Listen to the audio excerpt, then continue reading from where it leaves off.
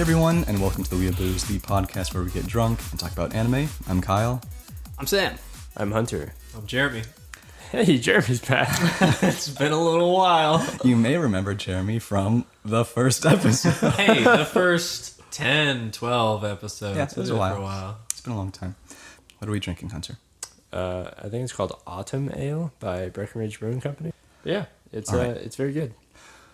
Well, I am deeply sorry to announce that this will be our final episode. While those of you who are part of our Discord are already aware of this announcement, I think it's important to reiterate for everyone else. So, as we were brainstorming the topic for this episode, the guys admitted that they're not passionate enough about anime to continue coming up with ideas for the podcast. They've simply exhausted their interest. This overall lack of passion has been an issue for a while, and I believe it's been apparent throughout plenty of episodes.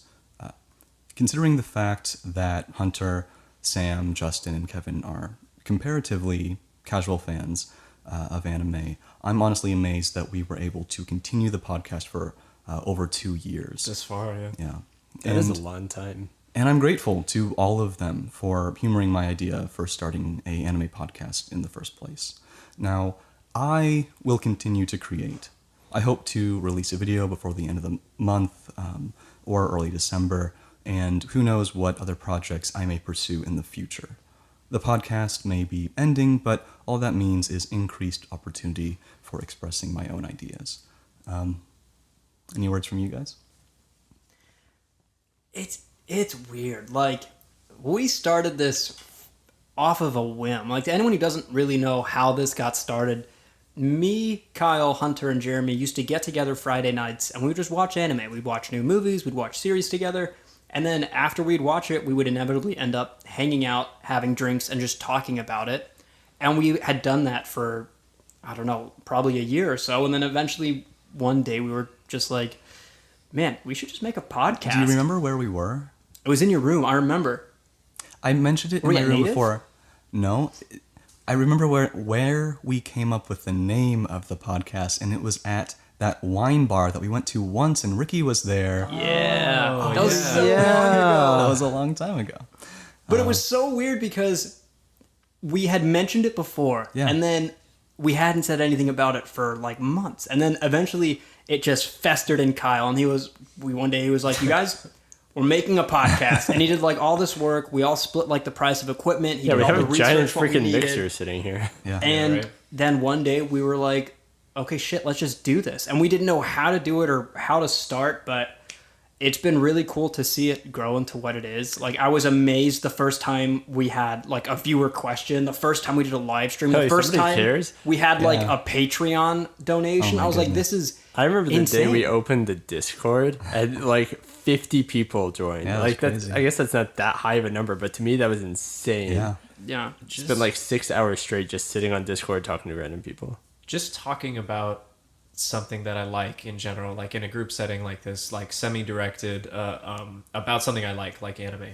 It made it clear to me why I liked anime and the things I liked about it. Like, whereas before I would just be like, yeah, I like this one, and this one. We actually delved into it and were able to pinpoint very specific things that we each, that stuck out to us. Yeah, and I mean, like, over the course of it, just over 2 years now, right? Like, in that time, Kyle moved, I moved, Hunter moved, Jeremy moved. I moved, yeah. Everyone moved, like, further and further away, and the format of the podcast changed, but Multiple times. but we just kept doing it, and the reason we kept doing it is because, like I said, this started because we all just hung out anyways, and we all had this common passion, and then once we started getting viewers, it was kind of hard to let something like that go, and God, I'm sure this is especially difficult for you. I mean, Yeah. I know I haven't been as frequent on the show as especially I used to be for, the first year or so, but it's still weird. It's a weird feeling to let it go. It's like when you have your first car and you just love your first car, and the day you get rid of it, you're like, well, shit, there's Dude, my I first car. fucking hated that Ford Taurus. Okay, well, I liked my Corolla. Oh my god. The Forerunner though, I looked fondly. I remember taking a picture before I sold it, and I still look at the picture sometimes. It killed my first car. I murdered that son of a bitch. Really? Not on Wait, purpose. Oh wait, either. was that the Subaru or whatever? the Scion, The Scion. XB? There we go. Oh yeah, the toaster. Just blew that guy. I think right. I met you like right after that happened, or maybe we didn't really hang out when you killed it. All right. Yeah, we didn't really hang out quite yet. Yeah. Well, we can reminisce a little bit more in a little bit. But to wrap up the podcast, we thought it would be appropriate to answer a handful of your questions that we've yet to address, and just spend some time with those of you who are joining us live. So let's just jump right into it. Taku Amazuki asks, how do you feel about people drawing fan art and the fan art scene in general?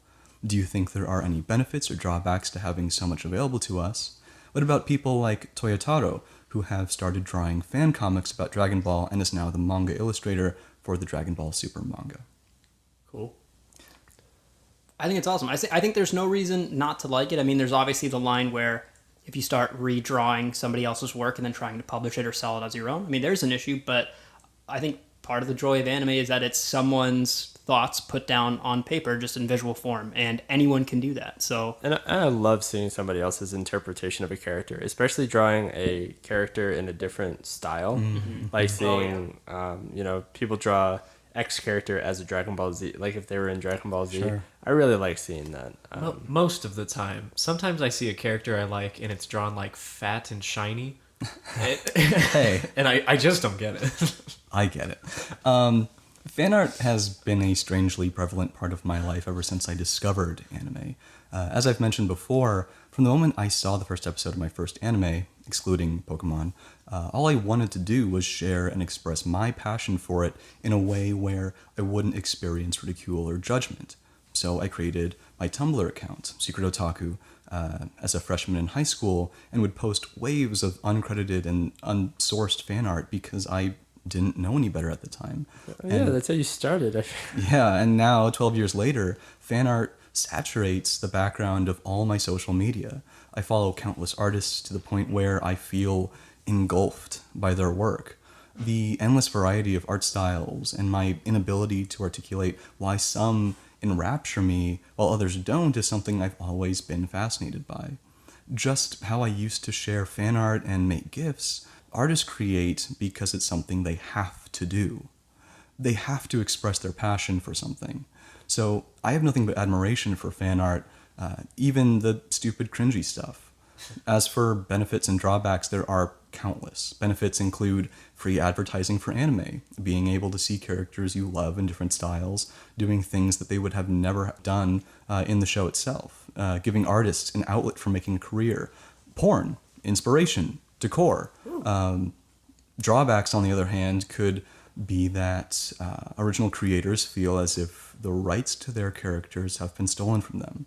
Oversaturation causing difficulty to either credit and or find artists, a decrease in the overall value of art, so in regards to people like Toyotaro, while that level of success is rare, I think the mere fact that something like that can happen is beyond encouraging.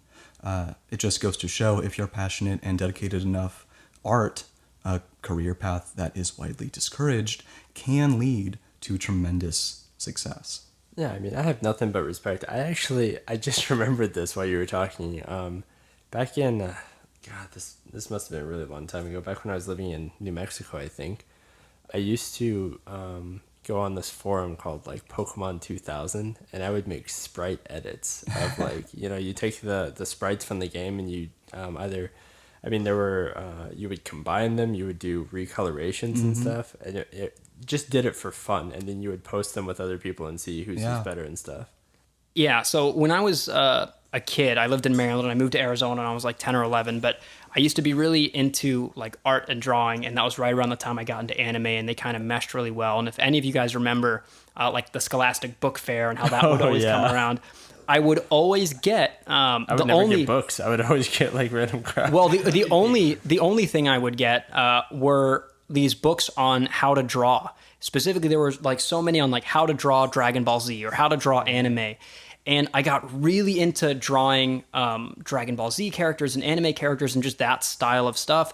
And when I was young, at least for the age, I was good. Like I was actually pretty good to the point where I would draw things at home like after school, and then I would come back to school and sell it to kids because the kids would put it in like their binder sleeves and make it their cover. I used to do the same thing. I would trace Pokemon and color them and sell Yeah, and everyone used to say I would trace it, and then one day on the I the straight bus, traced it. one day on the bus, this kid was like, "You're not actually drawing it." I was like, "Give me a Pokemon, bro." And he gave me Xatu, the like psychic bird. Yeah. And I drew it on the bus. He was like, "Oh shit!" And I gave it to him, and I just sold that kind of stuff. And I You remember, signed it and gave it to him.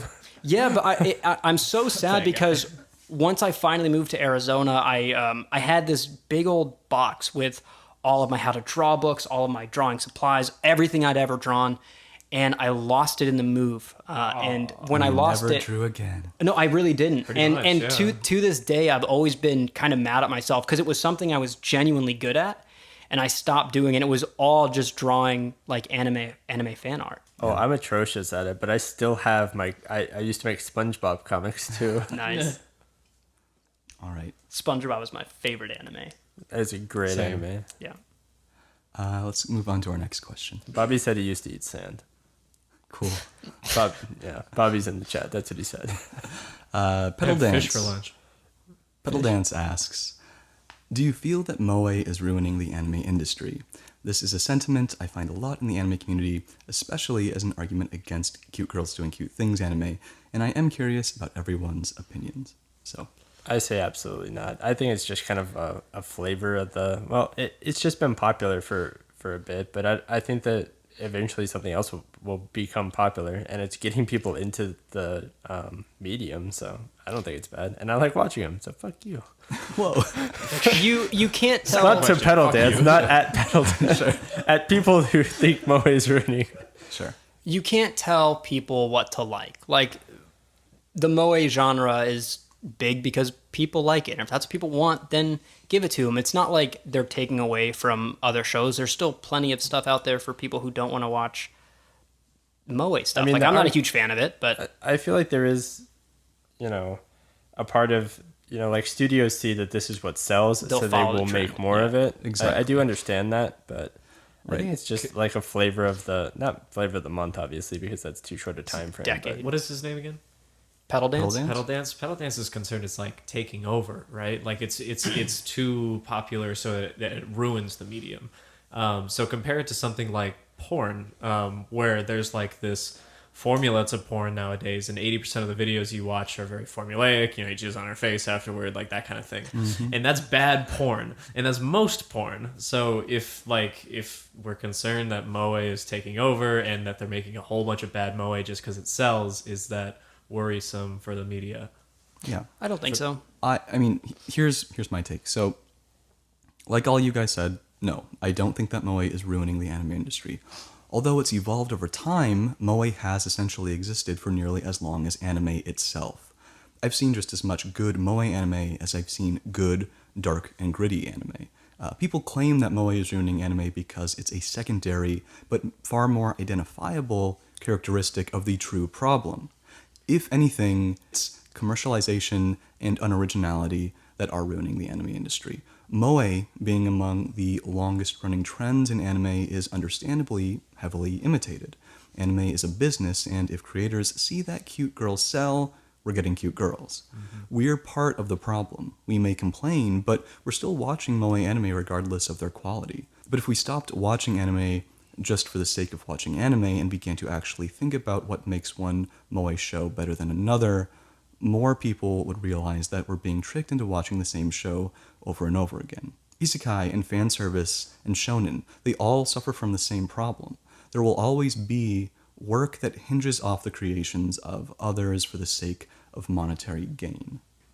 Yeah, like kind of as at least for me, a last thing on the topic is moe is just rock and roll. Because in the 50s and 60s, everyone was like, rock and roll is ruining music. It's the devil's music, and everyone was up in arms about it. And then it took over, and then it evolved, and now we have rock and roll to thank for thousands of other genres that people listen to, and no one gives a shit. And I think it's just a step in anime. People wanted moe, people got moe, and eventually it'll be something else. We have a question from Taku Amazuki. I just watched what was available of today's menu from the Emiya family, and I love it.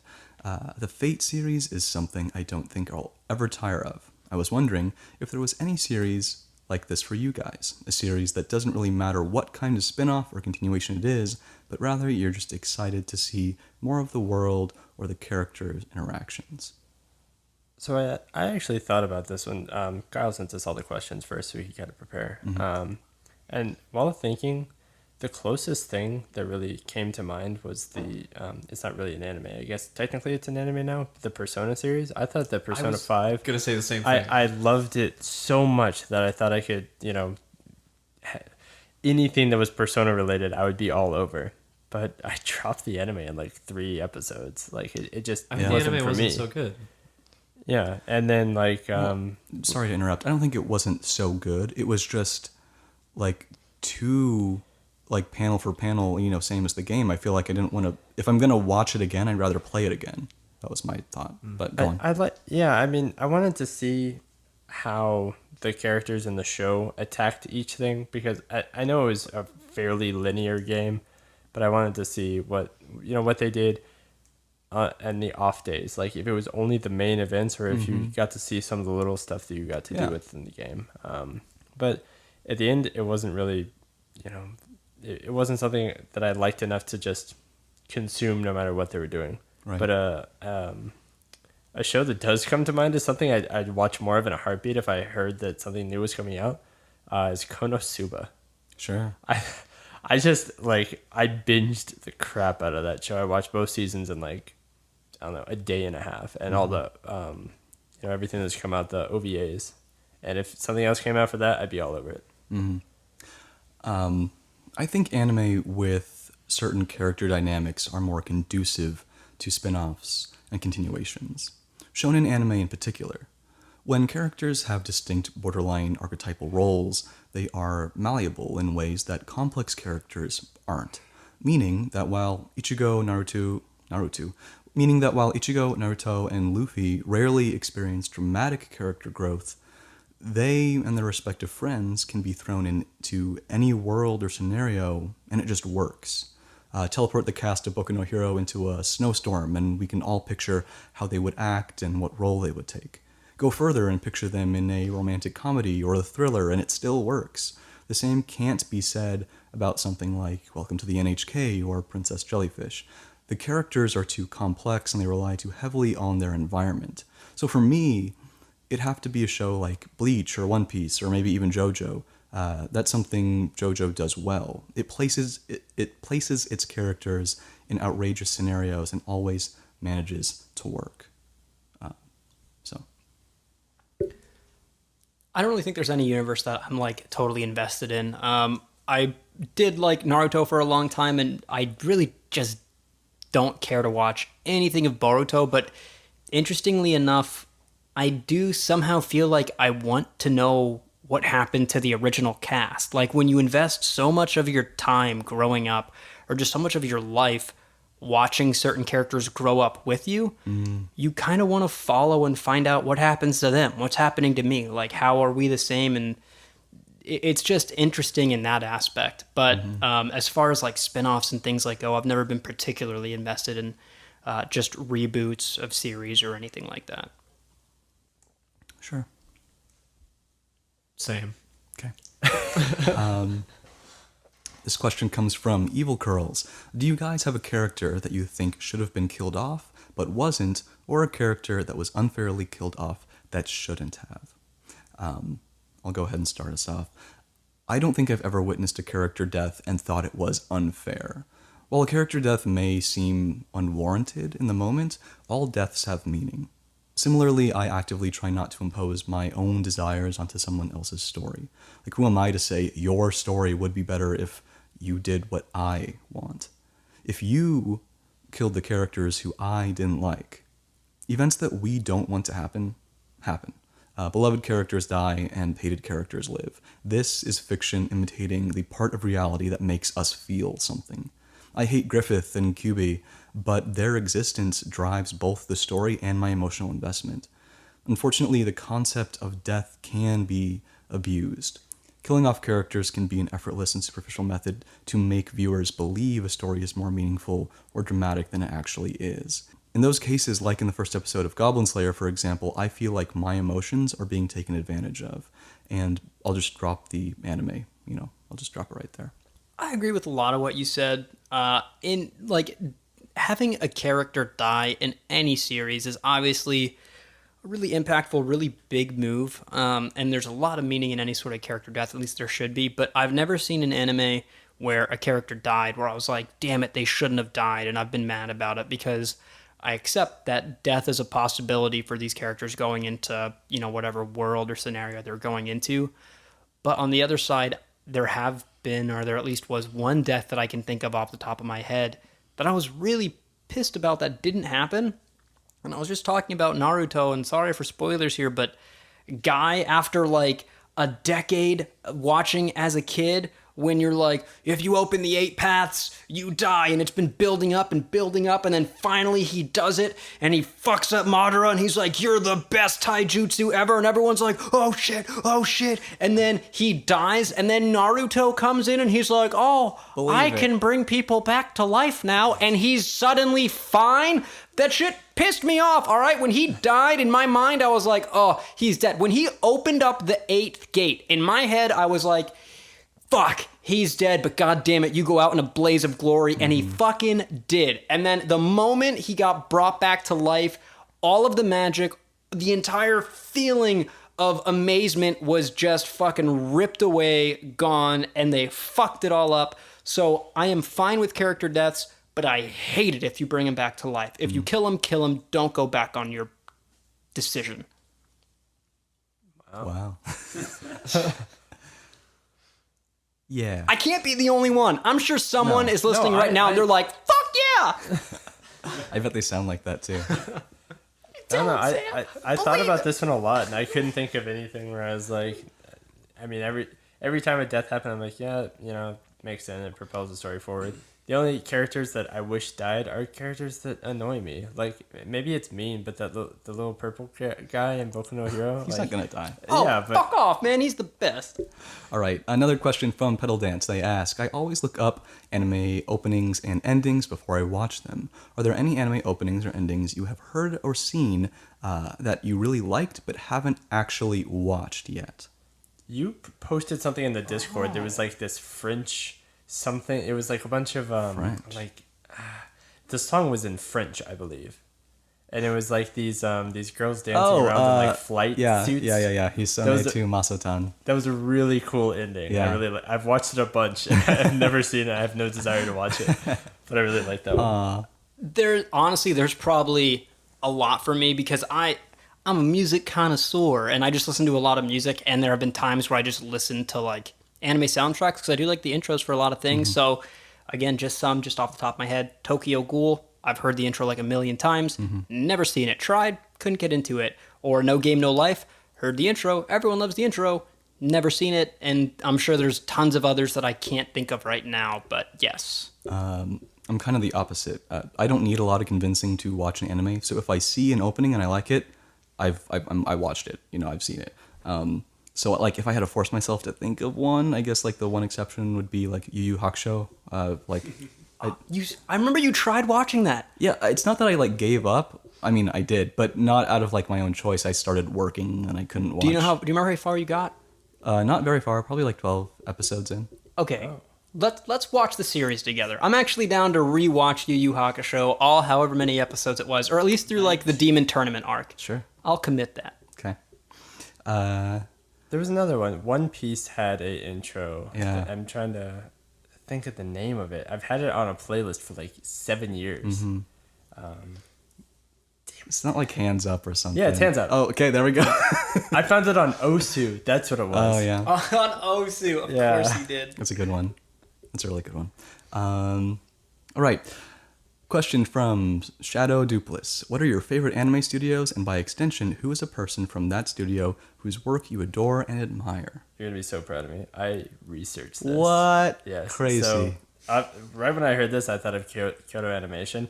And specifically out of Kyoto Animation, they have a very similar style throughout a lot of their shows.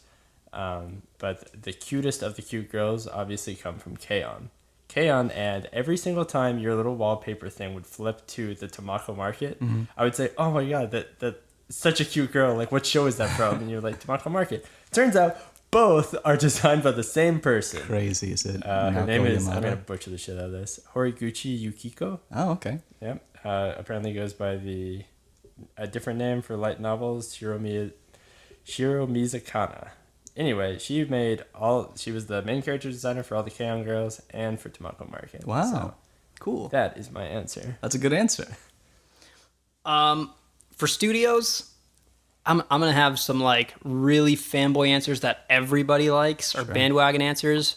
1, Studio Bones. Oh, yeah. Obvious reasons. There's a million anime. Don't need to go through all of them. 2, Madhouse. They have some really good gems. I like the whole psychological thing. They have really thought-provoking anime.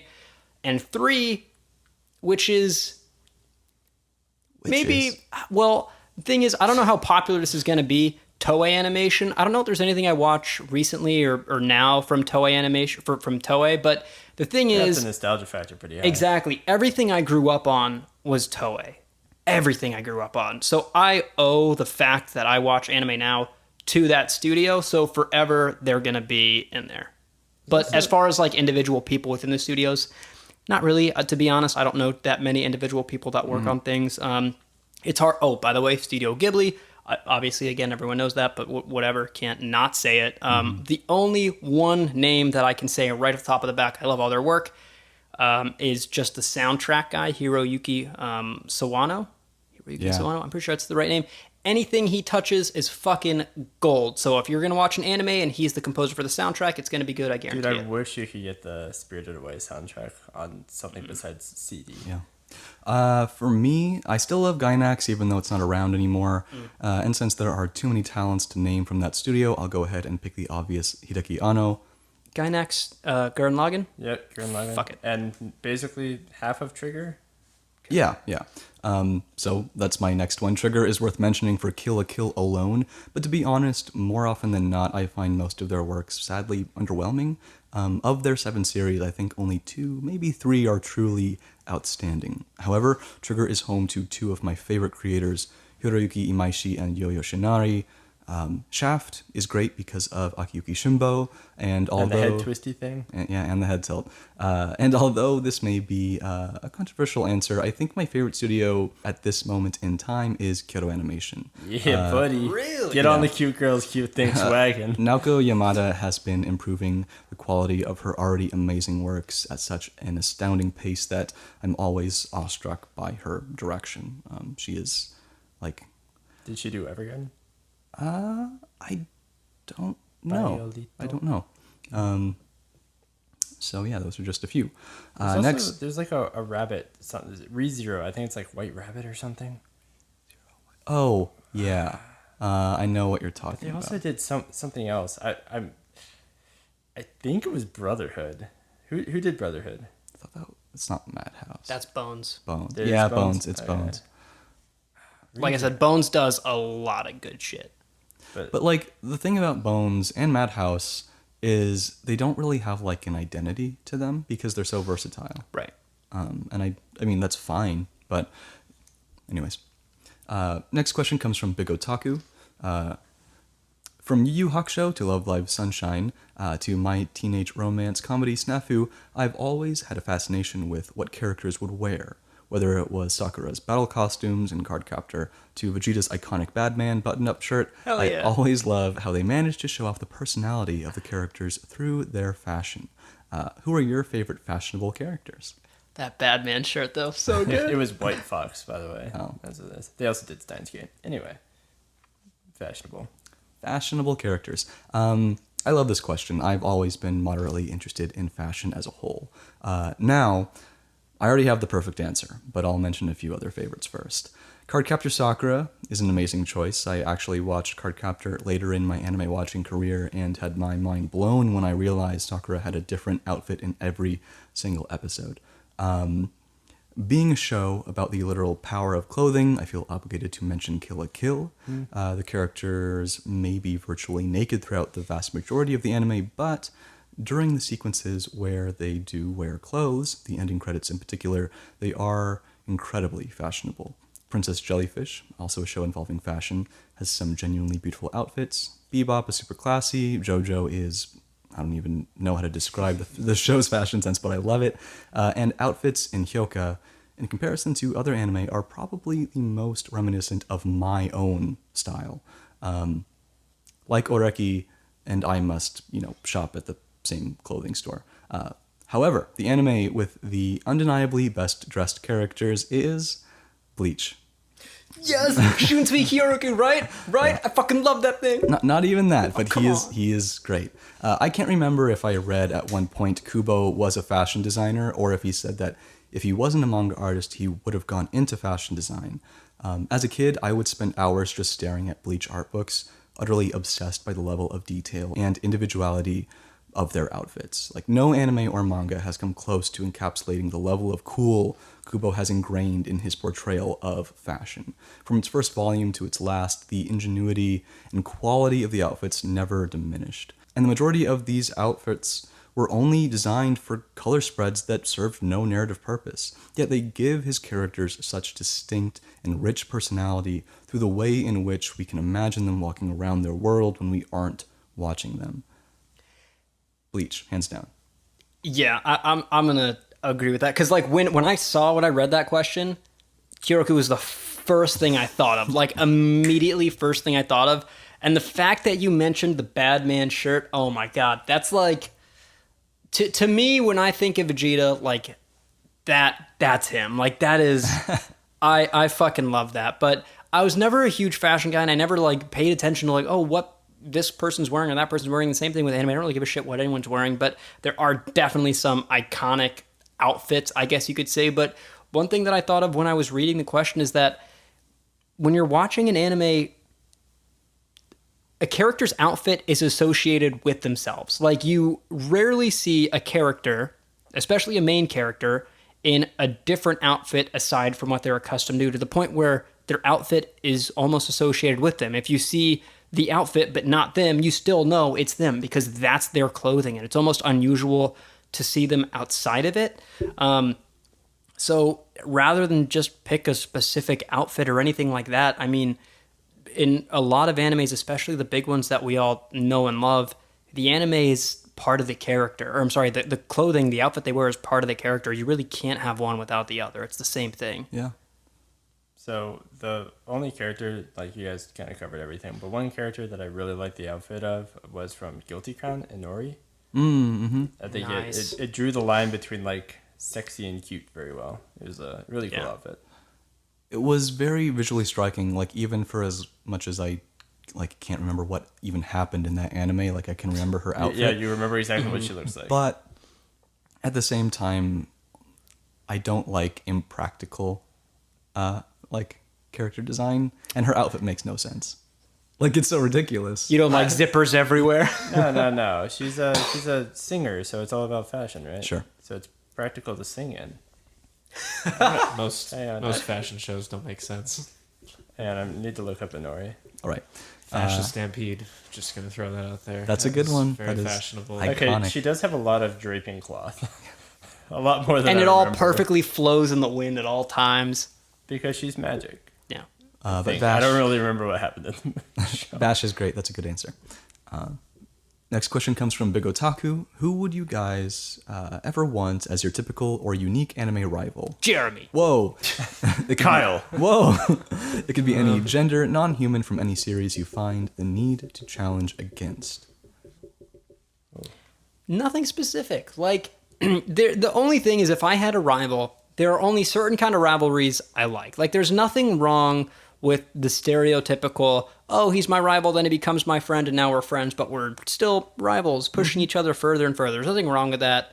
Obviously, it's kind of the go-to for a rivalry, but my favorite rivalries, and if I was in anime, what I would want my rival to be is someone who never actually becomes my friend. I want a rival to always be a rival, to have a separate ideology, whether it's good and evil, right or wrong, or whatever. But I've always appreciated anime where not even the protagonist, but the protagonist and the rival never quite make up or make amends, but they have a massive amount of respect for each other. That to me is so much more impactful to say, yes, I hate my rival, but I respect them enough to not, do certain things. And I've talked about Noragami a million times, but the scene where Yato and Bishamon are fighting, and then he finds out that one of her subordinates betrays her. He stops, and in the middle of their fight over centuries of the war that they've been having amongst each other, he stops and takes her side and says, "Listen to her subordinate. You might not like her, but you will fucking respect her because she's a god." And it doesn't matter about who's right and wrong or about how much he likes her or hates her. It's nothing but respect, and I think that's what a rivalry should be. I do agree with you to a certain extent, but for me personally, I find no better form of competition than with my closest friends. Like, all of your successes fuel my desire to become a better person. The rival archetype is interesting because of their similarity to villains. However, unlike villains who tend to completely oppose the ideals of the hero, rivals reflect a hero's ideals. To a certain extent, rivals compete for the role of protagonist. With that in mind, I would need to think of a character who I identify with, but who also has some qualities or a mentality that conflicts with my own. I think I'm sort of a jealous person. If I see someone doing something that I could be doing, I want to do it better. But without that motivation, I find myself slacking off. A lot of characters that would fuel my inspiration come to mind, but two really stand out. Ironically, just because you said them, first is Vash from Trigun, for his mental fortitude and inhuman capacity for positivity. Like, I wish I could be as positive as Vash. Right. The second is Muta from Space Brothers, because I don't know what's more motivating than an adult man who, after being fired from his job as a car salesman, ignores all judgment and works towards fulfilling his dream of becoming an astronaut. That level of dedication and, I don't know. I wish I could be half as good as some of these anime characters out there. Sam, I thought you were gonna, with your description, I thought you were gonna jump into Mugen and Jean from Samurai Champloo. Yeah.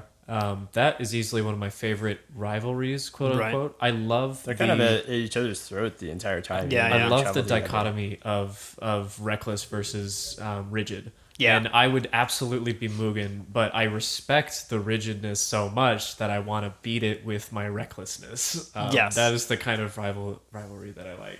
Yeah, no, that's a good example of, again, what I mean. And to me, that is my favorite kind of rivalry. Definitely. Yeah. Like what you said, or Kyle, they both have the same values, or they're fighting to be the protagonist, but they have their own unique way of doing it. Exactly. And a lot of times with a good rival, they have almost the same. A lot of times they have the same morals, just from a different perspective. You know what I mean? Like, they'll have different perspectives of what justice means, or different perspective of what peace means, and how to attain that. And I think that's always very interesting. Definitely. And with that, No, it's time to wrap things up. think of another one. Think of another one. What's your favorite Boob. color? Whoa, what? I like green and I your like favorite? orange. It's always been hard for me to decide between the two. Did you say boob color? Yeah, I just like regular boob colors. Well, I'm talking about I specifically said colors. color and he said boob. For boobs, non-discriminatory. green. All boobs are good boobs. Yeah. It's true. If you would like to keep up to date with whatever I have in store for the future, be sure to subscribe to me on YouTube at youtube.com/secretotaku. I'm still on Tumblr if you would like to follow me there at secretotaku.tumblr.com. And our Discord will remain up, so you can chat with me and like-minded people anytime you want. The link for that and everything else is in the description. Most importantly, I would like to thank all of our listeners. Thank you. From those of you who were with us since the beginning, To our brand new listeners who might be tuning in for the first time, Sorry. Sorry. Yeah. but thank you all for being here with us. Thank you for submitting questions, sending supportive comments, and letting us be part of your lives. This podcast was a lot of work, and I am unbelievably proud of what it has become. It's changed me, the way I think about anime, and has strengthened my connection with all my friends. And none of this would have happened if it wasn't for you listening to us. So. Well, I want to clap, but I don't feel like we should clap with these mics. Let's just snap. Honestly, yeah. Like, again, thank you guys so much. Like, it was insane the fact that we've been going this long, and I never thought it'd be what it is right now. And part of me knew at some point it had to end, but it's still weird to say goodbye and see it go. But I mean, if anything, if there are any closing words for the Weeaboos podcast, it's be proud to be a weeaboo. Everyone's a weeaboo of something. We just happen to like anime. Yeah, I just want to give a quick shout out words. to Jesus. Yeah, Jesus is great. And, Jesus, too. He's a good guy. And Pedal Dance. He's been a fan since day one. Hell yeah, seems like. Pedal Dance. There's honestly a lot of Mitsuki Stop. You've been there forever. There's been a lot of you guys that have been with us for a really long time. So huge props, whether you saw us from day one or day 200 or 300 or 500. I don't care. It's just awesome that you're here at any point listening to this. So thanks again so much. Yeah, we love you guys.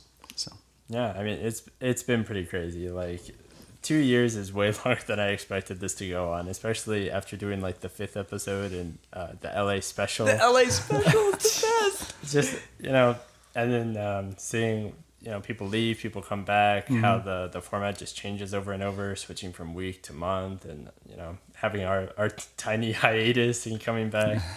It's been a lot of fun. It's especially, just talking with everybody on Discord after the fact, and just randomly getting to know people and getting their opinions on what's happening, even if it's not during the podcast, getting people's opinions, especially hearing somebody be like, hey guys, I just started listening to you a week ago and I'm all caught up to live now. I binged the podcast. Like, it's incredible So to hear cool. those stories. So yeah, thanks a lot, guys. Hell yeah. And in true Weeaboo fashion, I won't say goodbye, but I will say sayonara. oh my gosh. I think Konbanwa. we'll say something a little bit more. Oh, can we start like the na na na na? Nope. Nope. Na na na. Nope. Shut up. We want to thank Yudachi for we want to thank Yudachi for our intro and Kuwagata for our outro. And that's all for this week. We still don't have a tagline to sign off with. Kyle. I thought it was peace, bitches. No, it's not. It's my nuts. here's my nuts. What does that have to do with the show? Because we're nuts about anime. No, it should be like keep drinking and watching Chinese cartoons. No, it's bad. Different sign off. What do we say? Get drunk, watch anime. See you next week. That wasn't bad. Can we say that at the same time? Is that what we're saying though? 3, 2, 1. Get drunk, watch anime. No. Damn it! What the fuck was that? How What about are we saying? He doesn't like that. Oh, I got it. What if our sign off like you is say this. instead of like one thing, you start with a word and we make a sentence all the way around till it gets to you. Get Drunk. And Anime. next week. Does it have to be 4 words?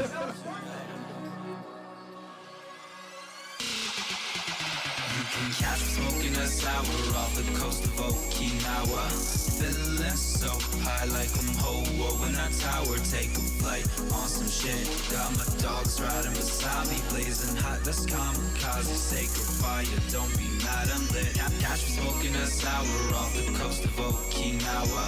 Feeling so high like I'm Ho-Oh in that tower. Take a flight on some shit. Got my dogs riding beside me, blazing hot. That's kamikaze, sacred fire. Don't be mad, I'm